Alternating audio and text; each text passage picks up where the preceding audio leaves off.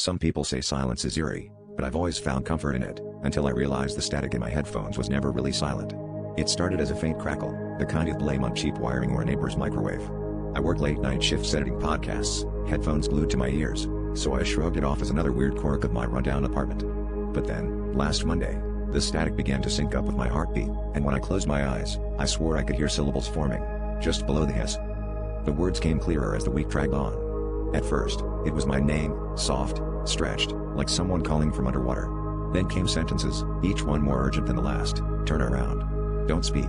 Open the window. I laughed it off, thinking maybe I was just overworked, but I obeyed anyway. There was a pressure, a compulsion that made my fingers move before I could think.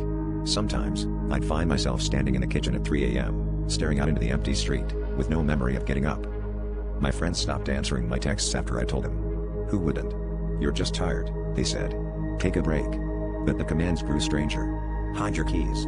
Break the mirror. Don't let them see you. My apartment became a maze of my own making, doors nailed shut, curtains pinned closed, the bathroom mirror smashed to shards. Every time I tried to take off the headphones, a splitting migraine would force me to put them back on. The static would praise me then, whispering, good, safe, invisible. Tonight, the voice is different, faster, urgent, almost excited. The static hisses a final command, open the door. Let them in.